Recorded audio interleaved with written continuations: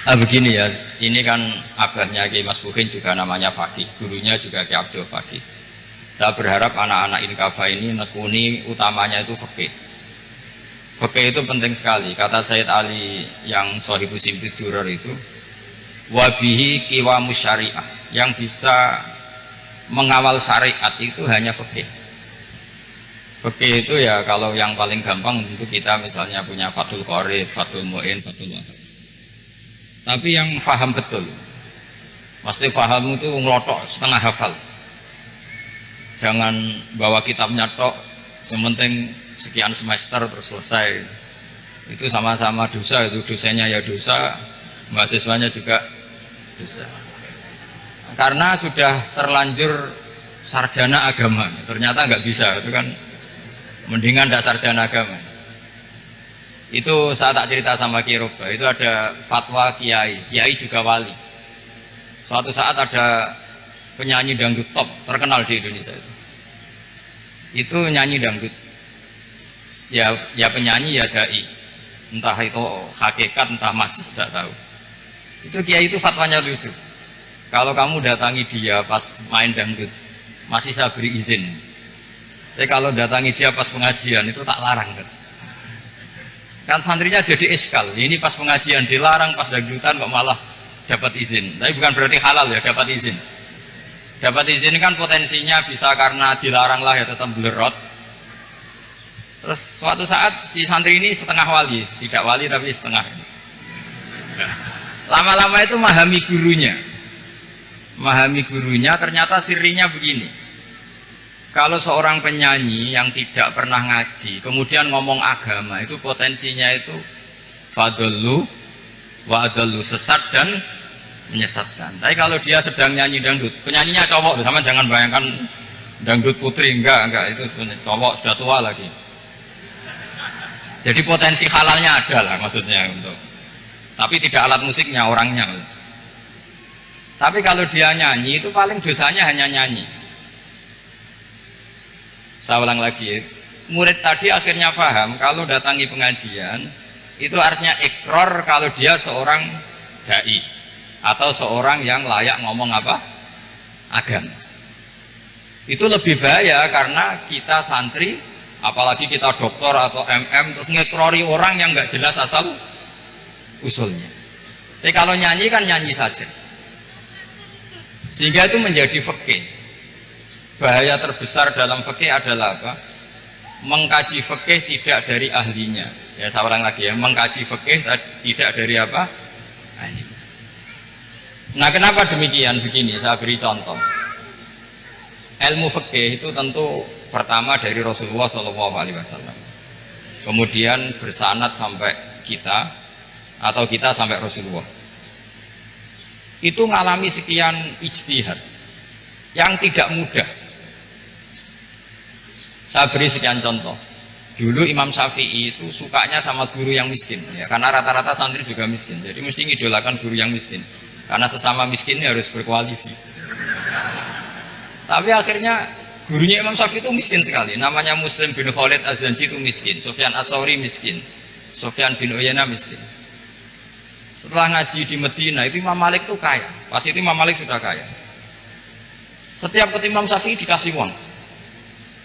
Sampai ketika Imam Malik itu bilang, kamu sudah alim, ilmu saya sudah habis, kamu ngaji sama yang lain. Sama siapa? Kata Imam Malik, orang yang sealim saya sudah meninggal, namanya Abu Hanifah. Tapi dia punya murid, namanya Muhammad bin Hasan Asy-Syaibani, kamu ke sana. Terus Imam Malik datang ke Baqi. Dulu Baqi itu pasar rental, ya Grab lah kira-kira sekarang. Itu mengumumkan, siapa kafilah yang mau ke Irak? Kita ya Imam Malik, dibayari sama Imam Malik. Ini yang antar ke Irak, ke Muhammad bin Hasan Asy-Syaibani. Imam Malik mulai ngeper. Guru saya yang miskin tidak pernah nyangoni, guru-guru saya yang kaya sering nyangoni. Mulai memasalahkan kiai miskin gitu, kira-kira seperti itu, mulai masalah gitu. Setelah datang ke Irak di Muhammad bin Hasan Asy-Syaibani itu si Muhammad bin Hasan Asy-Syaibani itu kalau ngitung uang itu di meja tamu. Jadi punya emas lantaan, punya uang. Kira-kira kalau Indonesia punya rupiah, punya dolar, dihitung itu di ruang tamu. Kata Imam Syafi'i, saya dengan Imam Malik saja nggak serak, ini lebih kedonyan lagi kiai. Ngitung uang itu di ruang tamu. Terus akhirnya si Muhammad bin Hasan Asy'ibani ini ahlul usul, dia pakar usul. Kamu heran sama saya? Iya, kiai kok kedonyan. Dia ngomong. Tapi kata Muhammad bin Hasan Asy'ibani, kalau kiai tidak boleh kaya, kita kayak wong fasik. Ben gue demenan, gue mabuk. Oh jangan, nanti dipakai maksiat. Penjenengan mawon kersane digetokan. Berarti kiai oleh sugih, mun pun angsal-angsal. Semenjak itu jadi satu fikih bagi Imam Syafi'i.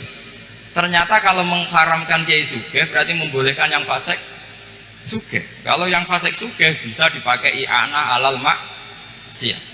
Semenjak itu mindset pikiran Imam Syafi'i rubah. Saking rubahnya sampai beliau berpendapat orang bisa beli Alphard, kok beli carry itu haram. Bisa jadi bupati kayak Pak Roba, kok jadi RT haram. Pokoknya gitu. Bisa keren kayak Gus Bah, kok jadi orang pendengar haram. Pokoknya haram terus.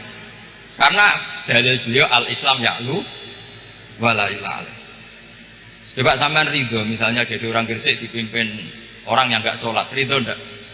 Ndak. Atau sholat tapi nggak bisa ngaji, ridho ndak? Ketika yang bisa ngaji berpotensi jadi buka, terus keterusan. Karena Imam Syafi'i keterusan, ya umatnya keterusan. Akhirnya orang-orang Syafi'i itu politikus rata-rata. Ya, makanya sama jangan kaget sama Mbak Ruba. Kakak saya wakil bupati dulu. Putranya Mbah Mun ada yang wakil apa? Gubernur. Dulu Gus Wahid yang menteri agama. Itu asal usul dari perubahan fikih, mindset, cara berpikir Imam siapa? Syafi'i. Jadi dulu itu fikih ditemukan itu jelimet, ada perdebatan. Itu tidak hanya pada level ulama, pada level Nabi pun ada perdebatan. Jadi jangan kira Nabi itu tidak debat, ya debat. Nabi itu asal seangkatan itu mesti debat, termasuk debat dengan malaikat. Jadi kalau perlu ya debat sama apa? Karena malaikat itu kan lugu itu gak iso mikir. Karena kalau malaikat iso mikir bisa jadi rektor. Nanti kasihan Pak Salam itu. Malaikat gak boleh jadi rektor.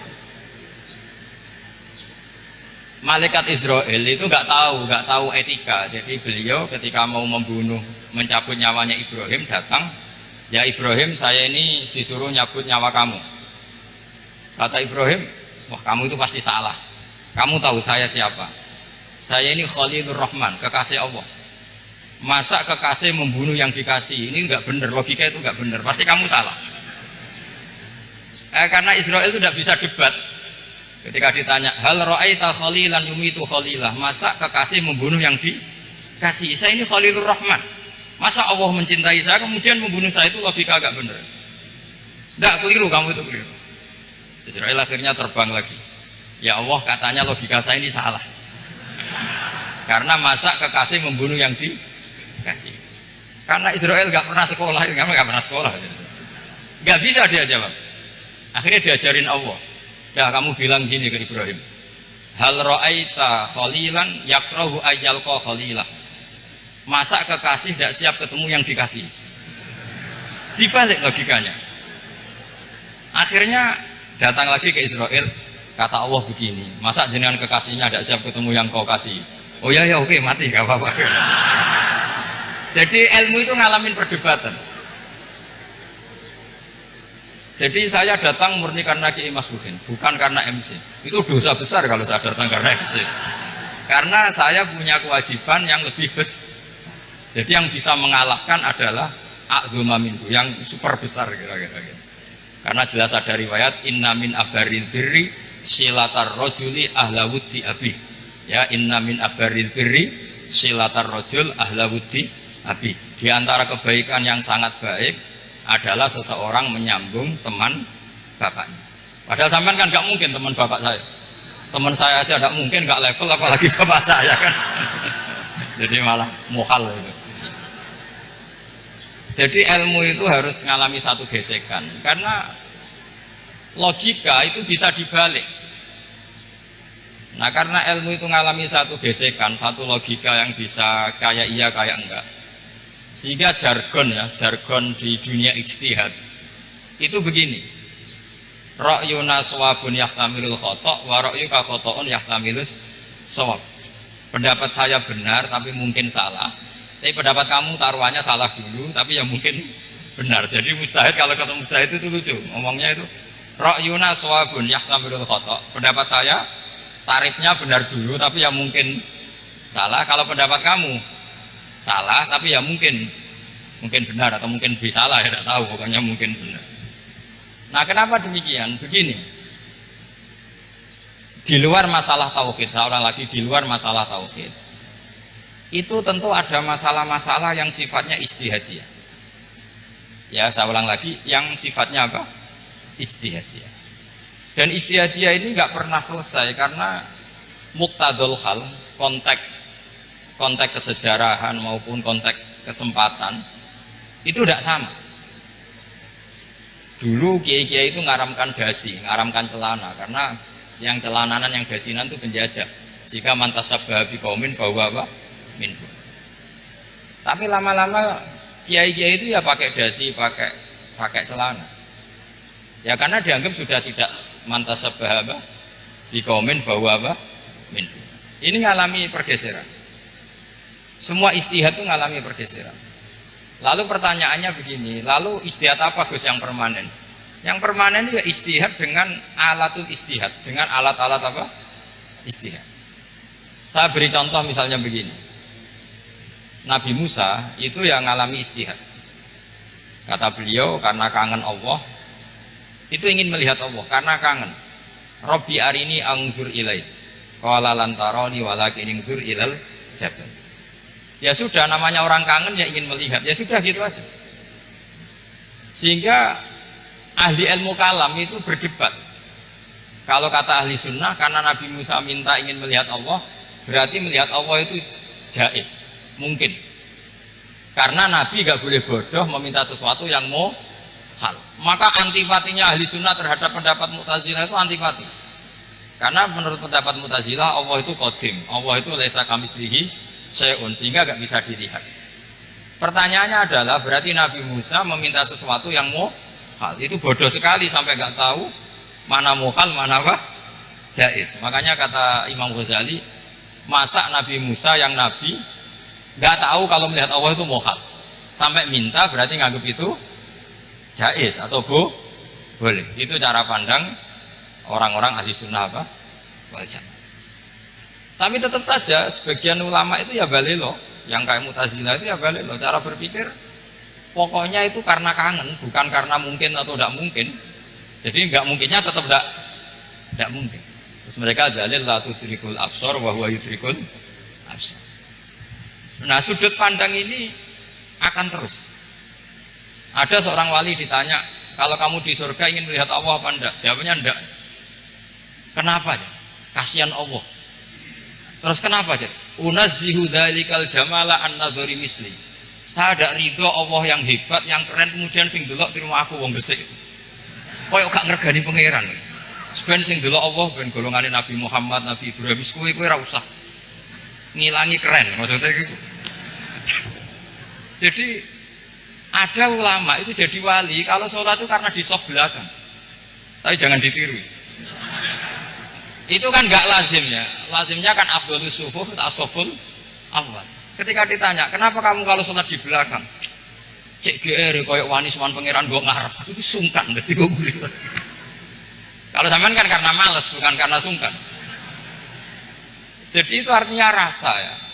Makanya nggak bisa, nggak ada ijtihad itu tidak mungkin karena perasaannya orang itu beda-beda. Itu Sayyid Abdul Al-Haddad itu kalau ngendikan masyhur, man da'a li dzalimin bil baqa faqad ahabba ayyusawwa fi ardi.